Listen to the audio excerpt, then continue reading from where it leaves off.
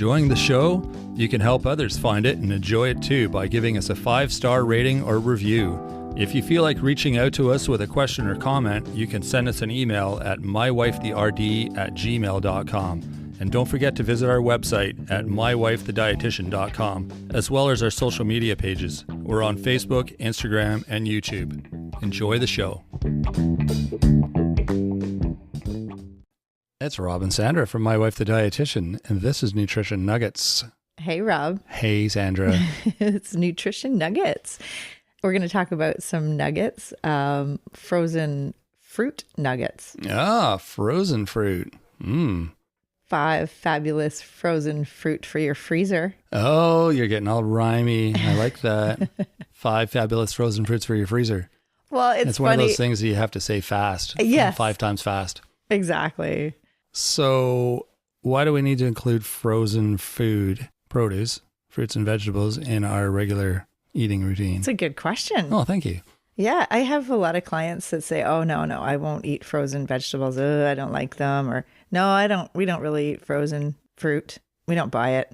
But actually, there was a study that showed that people who include frozen produce, vegetables and fruits regularly end up eating more produce and have a better quality diet than those that just eat fresh fruits and vegetables. Like it's more varied, I guess. Like their overall intake of fruits and vegetables is higher. Exactly. Because they're eating both. That's right. Fresh and frozen. And if you kind of in your mind say, no, I don't eat frozen, I only eat fresh, then you're kind of putting a boundary around the produce and you're restricting yourself from all of the benefits of vegetables and fruits. And if they're frozen, they're still really healthy. They're really good for us. Mm-hmm. They still have the fiber. They're loaded with nutrition. They have a natural high water content. They have like so many phytochemicals, plant chemicals, which are phytonutrients like polyphenols and antioxidants, all those really beneficial elements in vegetables and fruits. And our goal with eating is to increase the variety and diversity of our intake of all foods. That would be a good goal because, one of the things we've talked about before is trying to get 30 different plants in your diet in a week. Mm-hmm. And it's easier than you think. But we'll do an episode on that one day too. We won't get into that today. But yeah, the bottom line is it's eating frozen is a good way to include a wider variety of fruits and vegetables in your diet. Yeah, exactly. Yeah, there was actually a study published in the journal called Nutrition by Maureen Story et al. And the title is Total Fruit and Vegetable Consumption Increases Among Consumers of Frozen Vegetables and Fruits. So basically people that include frozen produce will naturally get more overall like vegetables and fruits in their diet. And so that's a good reason to include frozen, especially if it's off season or just a way to kind of like for you, like what do you have in your cereal in the morning? Well, I was just going to add to that, like when you have frozen, you can get stuff that's, like you said, it's off season. I mean, if it's wintertime, you got a pretty limited selection of fruit in your local store, depending on where you live, but the frozen food is available. You can get berries, which usually only grow in the summer and fall. You can get them right through the winter, which is great because that's what I put on my cereal is berries. Yeah. Usually. Yeah. Cherries, yeah. Blueberries, cranberries.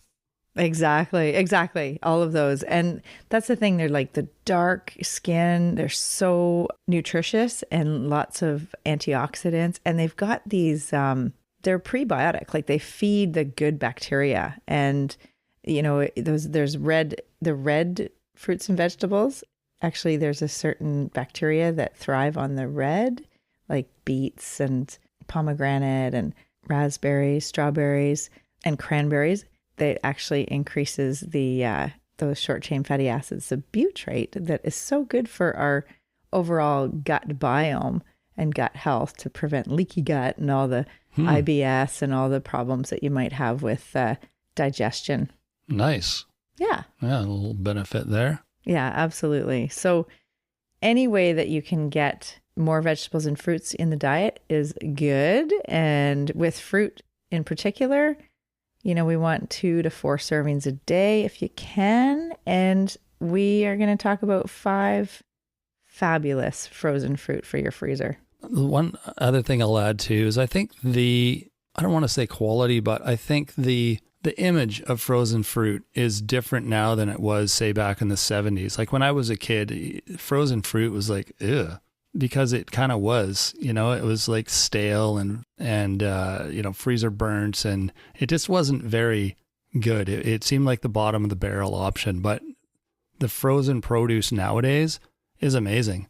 It's fresh, it's tasty, it's nice, colorful, it's not the stuff they were making like 30, 40 years ago. So I think a lot of people who don't eat frozen foods are still under the impression that it's that nasty stuff that they used to have, and it isn't the same thing anymore at all. So yeah, exactly. And they take the fresh produce and freeze it at its peak ripeness. So, they're picking it and then it's ripe and then they freeze it. So it has all of those nutrients just packed in there. Exactly. It's like when we pick blackberries in the fall and we freeze bucket loads of them and then you pull them out in March and you're like, oh, these are just like I pulled them off the bush. Like they're still just as they were. Oh, absolutely. Yeah. So which ones are in our freezer? Well, our go-to, I use them in my cereal. Like I've mentioned before, I have like a big oatmeal with seeds and nuts and frozen berries. And I like sort of the tanginess of, well, the sour, I guess, that you get from the cranberries and then the sweetness that you get from, say, blueberries and cherries. Cherries are amazing. Dark cherries. Oh my God, they're so good. They're so good. When they're warmed up, they're really good. Yeah, they all are. Like the blueberries warmed up too. Mm-hmm. Yeah, and I mean, cranberries are pretty tart, but if they're combined with the other sweeter fruit, then you're getting the benefits of the cranberry. Remember we did a whole episode on cranberries? Sorry, carry on. I think you started eating them after that episode. I did. Well, they started appearing in our freezer, or I started noticing them. But yeah, no, I like them. They kind of remind me of rhubarb. And when you have a like strawberry rhubarb pie or crumble or whatever, it's the same concept. You've got the sweet from the strawberry and the sour bitter from the rhubarb, but the cranberry is the same, and they're so good for you. Oh yeah, good for urinary tract health. Mm-hmm. Exactly. Yeah, so that's a good one. Actually, that's on the list there. The ones that you just said, cranberries, definitely. And we had an episode between episode 112 and 113. It was a nutrition nuggets called Best Way to Include Cranberries in Your Diet. Yeah, I remember that. That wasn't too long ago. Yeah, that was in a couple months ago. February. That's right. Yeah. And so that was all about the benefits of cranberries and those tart little nuggets. Mm-hmm. They're like little marbles when you pour them out of the bag because they're frozen and they're perfectly round.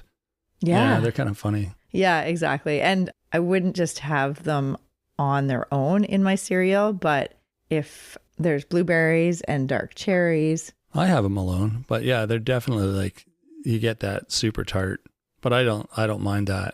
Yeah. Well, and you remember the bitter for your bile? Well, that's what I was thinking when I'm pouring them on. I'm like, oh, bitter for my bile. This is good for my digestive health. Singing the little bitter for bile song. That's right. That was another episode we did, right? Maybe. A long time ago. I'm losing track. Yeah. So how many have we talked about? One. Which one? Well, no, I mean, we've answered one question. You asked me what I use. So we've talked about, let's just say berries. Okay. We'll lump them all into one category. All right. Well, now we're not. Okay, that's fine. Now we're not going to have enough? No. Okay, we'll lump them into two categories. How about that? And blackberries too. Those things are wicked awesome. Oh, they're so good. And you know the other benefit with berries. Can you buy I'm sure you can buy frozen blackberries, right? Oh, yeah. Like, so we always just pick our own because we live in a blackberry forest, it seems. They're everywhere. Like you can't go outside without running into them. They're prickly. Yeah. You get stuck in them. They grow like we've got them growing in our chicken coop. Yeah. Not in the coop, but in the little area where the chickens are. They're just like, they grow like weeds, and then now they're just this big, huge bush in there. It's funny. Oh, yeah. Yeah, exactly. And the berries are so delicious, and they're loaded with fiber because of all the little seeds and the skins. So really another excellent benefit for your health. And you can eat like so many of them. Like a cup of berries is like, in terms of when we're doing education for people with diabetes, the amount of serving for fruit, it depends on the fruit, but berries, it's like a whole cup. Like there's just... So you can eat it, like a serving is a lot of berries. Exactly. Yeah. Okay. Yeah. That's good. Yeah, it's really good. The one frozen fruit I don't like, I mean, I like them, but they require a bit of work, and that's strawberries. And it's because they're so big. I actually found some that were sliced, and that's a better way to go because they're smaller. They're a little easier to thaw. But the big frozen ones, yeah, they take a bit of extra work to get them kind of thawed to the point where you can eat them. Right. Yeah, good point. Yeah. So, I mean, as far as making my morning cereal kind of an efficient process, I like the smaller berries because they thaw as you pour the hot water on your cereal, and they're good to go. But the berries, the big strawberries, take a bit more. Yeah. Your parents leave them in the fridge overnight, which is a good idea. Yeah. They're blueberries. They put in a little jug and have them ready to go, which is smart. Yeah, so that's true. It's another option, I guess. Exactly. Yeah. I'm when you said strawberries, I was thinking of bananas. Well, yeah, bananas and strawberries, they come together a lot of times. That's why I said that. They come in a mix with like kiwis, bananas, and strawberries. I know that's one of them. Yeah. Which is really good smoothie mix. But then again, in the smoothies too, like the strawberries it's like a giant ice cube. You got to have a pretty good blender to crunch that big chunk of frozenness down. Yeah, that's true. Yeah. But that's just one downside. They're still delicious and they're still good for you. Oh, exactly. And they're so, like, what I was going to say before is like thawing them in the microwave and then mashing them and then with ice cream. And then you put them on your cereal? No. Wow, you got a whole different cereal than I do. That sounds good though. No, it's more for a dessert. No wonder you're so happy in the morning. That's not. Yeah, for dessert, for sure. I'm just teasing you because I like to do that. It's fun to make Sandra laugh. That's funny. So yeah, how many have we talked about? 2. Which 3. ones? I don't know. I've lost track. Berries. We're just talking about berries and we're going to lump them into 2 groups. Because cranberries, for a lot of people, I don't know if they would consider, when they think of like the mixed berries mix, like the frozen mix, they wouldn't think of cranberries. No, not at all. No. So that's like one on its own. Okay. And then the other one I wanted to talk about is avocado. Yes. Because that is one that a lot of people I talk to do not think about. I wouldn't. Buying frozen. I would have never thought of buying a frozen avocado. It's not a frozen avocado. It's chunks of avocado that are frozen. Frozen diced avocado. Yeah. And they're in the same section as the mixed berries and other frozen fruit. And they're just great for the smoothies. Mm-hmm. They blend really well and they make the smoothie so creamy and smooth. Yeah, really creamy. Really creamy. Yeah. Yeah. And we did an episode on awesome avocados, episode number 55. And also there's a blog article all about the benefits of avocado smoothies. Mm-hmm. Yeah. And lots of info out there on that avocado. Yeah. So good for us and just loaded with those healthy fats and they keep you feeling full. So it's a good addition to your smoothie. And guess what I just put in our recipe those who get the newsletter, the lucky ducks, they just got my guacamole recipe. So yes, there's a good reason to sign up for the newsletter. You get those little perks. That's interesting. Would you ever use frozen avocado? I was going to ask you. I wonder how that would turn out. Yeah, I'd be curious. Let's do an experiment. Okay, it'd be really cold. Yes. Right? Yeah, that's interesting. Because I wonder, I can't imagine it would retain the same consistency once it thawed. Because you think of a strawberry when it thaws, it's all gooey and so but it's going to be like saucy anyway. So it's going to be saucy. I imagine the primary reason for the diced frozen avocado are more for smoothies. I would think, because smoothies are such a big thing these days. It makes sense. Yeah, I think you're right. All right, we'll do an experiment anyway. I'll just leave one in a bowl and see what happens. Yeah, that sounds good. Yeah.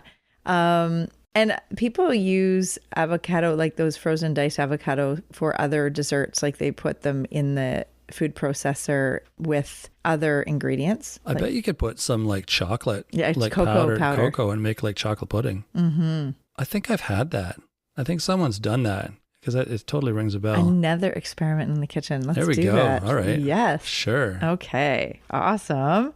Awesome avocado. All right. We got avocado. We got cranberries, dark cherries we talked about. So that's in the blend. Or you can just buy the bag of dark cherries, which are delicious. That's what we do. Mm-hmm. Sometimes they're in the mixed berries. Is an avocado a fruit? This is what we talked about in episode 55. No, I know. That's what it just occurred to me. That's like, wait a minute. We said that they're all fruits. So it's a fruit because it grows on a tree or something? Like what just defines it as a fruit again? The fact that it's got a nut in it? A seed in it, I mean? Yeah, it has a seed. Exactly. It's botany, but how it's used is another reason that it's a fruit or vegetable. Okay. Yeah, I just wanted to inquire. Yeah. I mean, it could be a vegetable if you're using it for guacamole or in a savory dish, avocado toast. Sure. All right. They're not sweet, really. No, but they have some nice benefits. All right. So what were you just saying there? Berries, cherries? Yeah. Blueberries and blackberries, they're all lumped in one.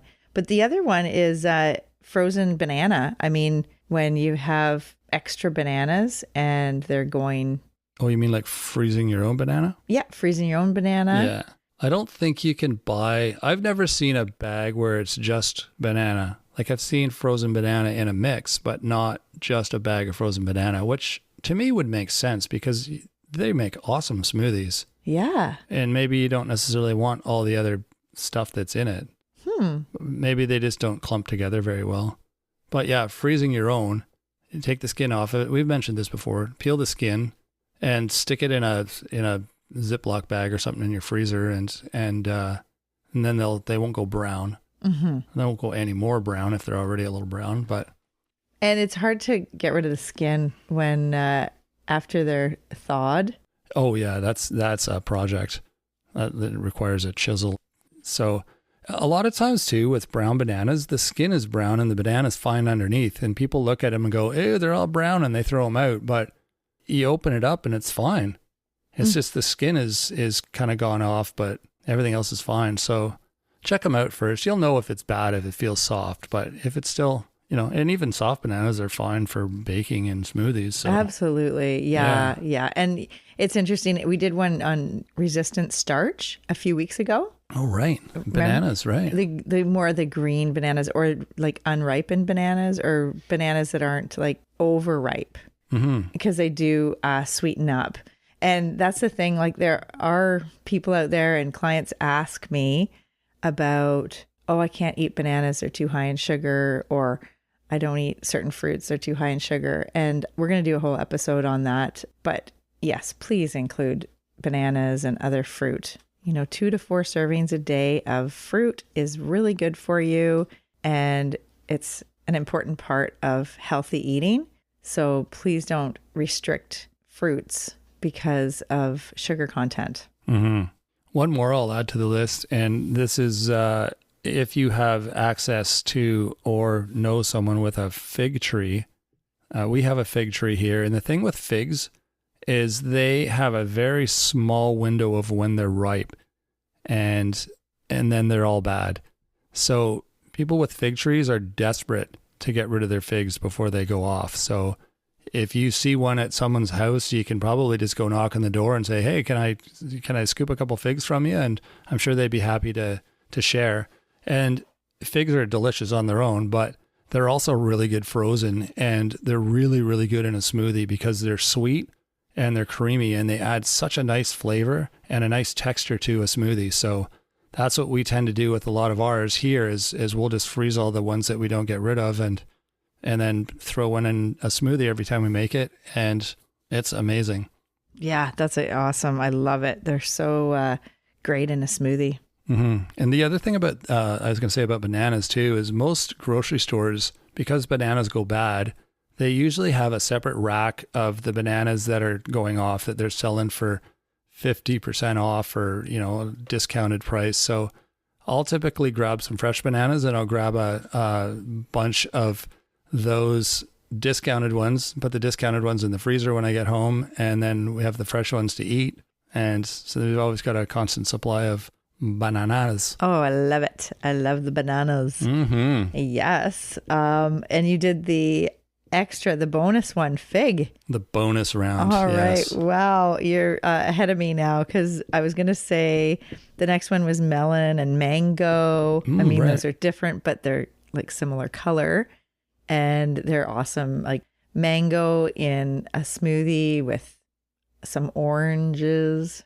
Yeah, the whole like delicious. Tropical flavors. Yeah, right? yeah. Pineapple fits in there too, right? So all of those, like diced or however you buy them. Or if you have like, say you have a pineapple, you buy the whole pineapple, and when you're cutting it up, there might be extra that you can just cut into, like dice it up and put it in the freezer. Mm-hmm. Yeah. Same with like all of these fruits, basically. Exactly. Yeah, they all work in a smoothie if you have extra that you need to get rid of, and smoothie's an easy way to get your fruit into you. Oh yeah, yeah. And it's like, with the frozen, it just makes it colder and smoother usually. A smoother smoothie. Mm-hmm. Yeah. And well, there's one more, but now we're like way over the 5. But that's okay. I think instead of saying a number, because we get into this issue every week. So how many? What are we at now? Or did we say 10? Are we at 9? We should just say we're going to say some fruits that are good in your freezer. But it didn't fit with the title. 5 fabulous frozen fruits for your freezer. Right. Anyways, it's all good. A few frozen fruits for your freezer. That's right. Okay, a few. Well, this is way more than a few. The last one is kiwi. Oh, kiwi, of course. So good. Yeah. And just so healthy. Oh, so good for you. Another one for the smoothies. Yeah, it's great. It's probably one you want to buy because they're a little bit of work. We've also got kiwis here and they'd be a little bit of work. They're like an avocado. You got to scoop the kiwi, like the green part, out of the skin and then freeze it and cut it and whatnot. I'm guessing just buying them frozen would be a easier route. Yeah, and they're in the smoothie... in the frozen fruit section? Is that what you're going to say? Yeah, they're in the mixed bag. They have kiwis in there. Right, with the apple, or not the apple, the banana and the strawberry mix. Yeah. Yeah. True. Yeah, exactly. Perfect. Well, there you go. Some ideas for your freezer.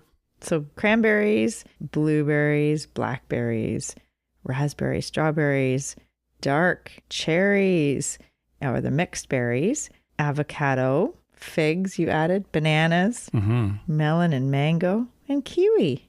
Yeah, most of those you can buy in the store. Some you have to make your own, but they're all really good. And it's a good, like we were saying in the beginning, it just adds more variety, more options to your, when you're cooking, when you're making meals, you've got more to choose from, and it's just going to make you healthier in the long run. Yeah, and we know that generally speaking, most North Americans are not getting enough vegetables and fruits in their diet. And fiber. And fiber, exactly. So that's kind of why, right? A lot of times people aren't getting the vegetables and fruits, so they're not getting the fiber. No, it's all related. It's all related. And it's great to see a study like this where it shows that including frozen produce, vegetables and fruits, can actually improve the overall quality of your diet and your health if you're not opposed to eating frozen. There you go. There's your tip for the week. So be sure to check out our website. We've got lots more tips on there. We've got that avocado blog article that Sandra mentioned. That's on there too. That's a really good one. You can send us an email if you have questions or ideas for the show, or you just want to say hi. That's always something we welcome, is listener feedback. You can also connect with us through our social media pages. We're on Instagram, Facebook, and YouTube. And like we said, we love hearing your feedback. So there's always a way to leave a comment or a rating or a review on any of the platforms that you're listening to the podcast on. So take a minute to do that. It's super helpful for us, and it helps us know that we're on the right track and giving you the information that you want to hear. And it's nice to hear some kind words too. We like that as well. So let us know what you think. And if you're enjoying the show, share it with a friend. Share it with a stranger. Doesn't matter. Just share it. It's all good. Everyone wants to be healthy. We want everyone to be healthy. And if you're enjoying it, let someone else in on it. Oh, you can also sign up for the newsletter too. That's something that comes out every week. It's free. Lots of great ideas, tips, recipes, that sort of thing in there. So that's on our website. There'll be a sign up button on the website for that. So be sure to do that. And that is it. Anything else, Sandra? Nothing. All right. Well, have a great week, everyone. Stock your freezer with some frozen vegetables and fruits. You're so funny.